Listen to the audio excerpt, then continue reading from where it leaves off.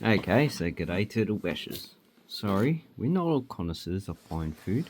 In today's video we're looking at some banknotes that were issued in the past, no longer legal tender, but they are just a curiosity for people to actually collect. So the first one we have is a Hungarian, 10,000 krona, and the krona system was used up until 1927 when they revalued, and this one's in pretty poor condition, 1923.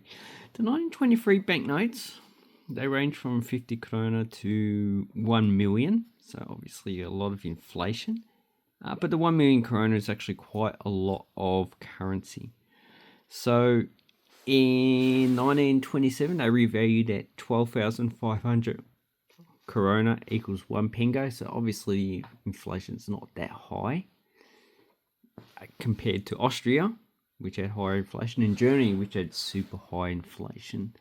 But they issued the 1 pengo coin was a silver coin of 64% silver, and it weighed 5 grams. So that's roughly about 3 grams of silver. So that's what 1 pengo is worth. And in current value, that's about, I don't know. And that's why we have Numista. So that's equivalent to about $5. So you can look on Numista. One of the best things is that if they have a bullion value, percentage and a weight, they give you the bullion value in whatever currency you choose. Okay, so this one is in pretty poor condition, but even that will cost at least $10 to buy. And when they revalued the currency, this was equal to 8 filler. And the smallest coin they issued was 2 filler during the Second World War, and they only issued the 1 filler from 1926 to 1939. So obviously there was no demand for the 1 filler coin during the Second World War. So that makes the 2 pengo equivalent to 25,000 krona. So 25,250 equals 10 filler. So the 1,000, all these designs are actually quite similar, except the portrait that they have on these banknotes. So this one has Saint Stephen, and it looks like he's got the Hungarian crown. So that's one of the older Byzantine crowns. And then we have on the back, we have different currencies in different languages. So we've got German, looks like Romanian, Tisik, it's probably Czech. Then we've got Cyrillic languages. So one of them is probably Ruthenian, and the other one is, it could be probably Serbian. Okay, and in the middle we have Hungarian. Anyway, that's just my guess. If anyone can correct me, that will be great. I'm always wrong. Okay, the second banknote we have is a despot, dictator, dictator, and he's green, so obviously rigor mortis is set in. And he was first president of Sierra Leone, and later become a dictator, as they all become. His name's Siaka Stevens. You should actually put his name, but in Sierra Leone at the time, he probably would have been well known. And this is the last date they issued the 1 Leone banknote for August 1984. And in 1987, they issued a coin. So the coin's actually pretty unique. I think it's 6-sided. Anyway, so you can buy these pretty much uncirculated. Yeah, for about, I think they cost about $10. So these banknotes, the last print, there is no print run, but the highest of the other ones from 1981 was 9 million. So obviously, if you look at the prefix, we have 27 to 41. So this is the last prefix, A41. So that gives 14 million banknotes that were printed. Okay, so it's pretty easy to work out. Anyway, so the last prefix, I didn't even know until about 5 seconds ago that I had it. Anyway, don't think there's any premium on the last prefix. On the back of the banknote. So the coat of arms is just a line. And here we have, I believe there's the Bank of Leone building. Yeah, Bank of Leone's building in the capital, Freetown. And in the 80s and 90s, this country went through a civil war, pretty much destroyed the whole infrastructure that was, or whatever infrastructure they had was destroyed. And they had to revalue the currency, I think 2022 at 10,001. Or maybe, yeah, I need to look that up. No, I think it was 1,001. So the revaluation, and hopefully I can get those banknotes soon. The highest banknote is pretty much just worth $1, 20 leones. And we have different things, just quite a nice banknote series. Okay, the next one we have is from South Vietnam from 1966. This is my favourite series of 1966. It has Tran Hong Dao.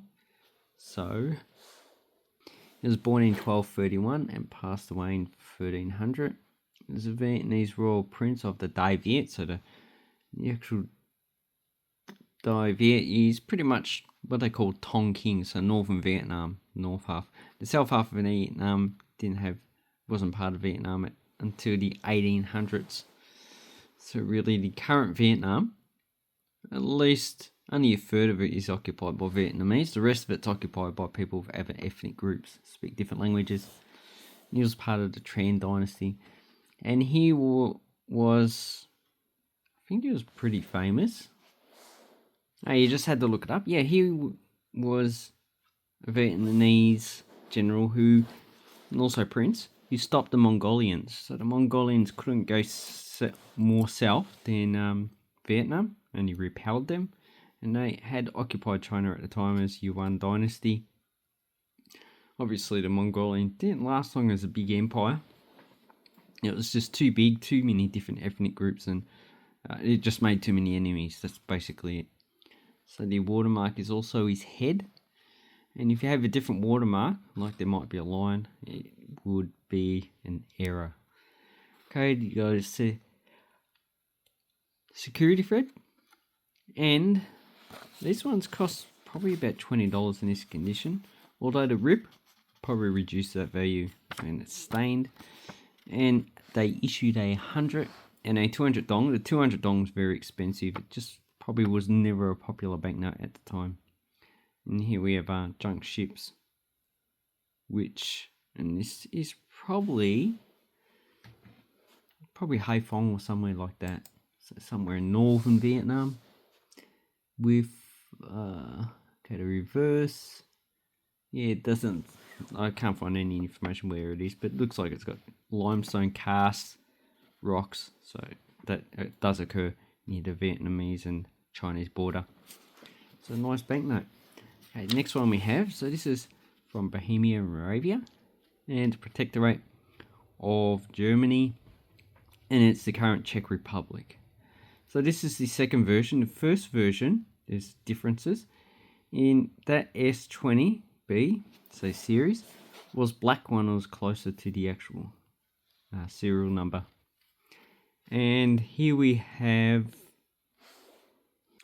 the Charles Bridge, so that's that bridge there, a very old bridge.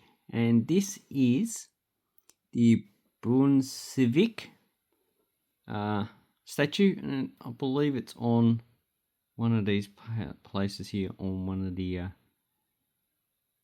not the arches, one of the beams.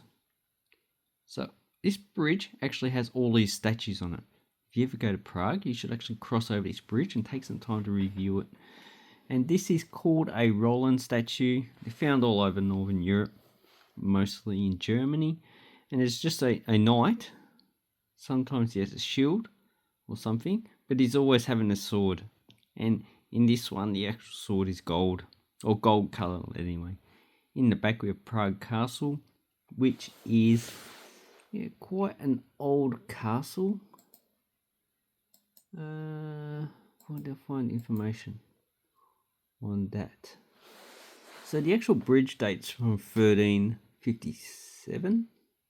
It's probably been restored quite a few times. And This is actually quite a nice banknote because we have a nice panorama on the opposite side of the river of 3 historical features. And a lot of these buildings here would also be a lot more historical. So we've got the large cathedral there. Looks like we've got another one over here. Might be somewhere else, but it's beautiful. So here we have German, and we have Czech, also at the top. And on the other side, we just have features. So this might be from one of the buildings itself. Looks like just plants, flowers, and leaves. And here we have second Auflage, which just means the second printing. So if it also doesn't have that, it's the first printing. Okay, so these ones cost between $10 and $20.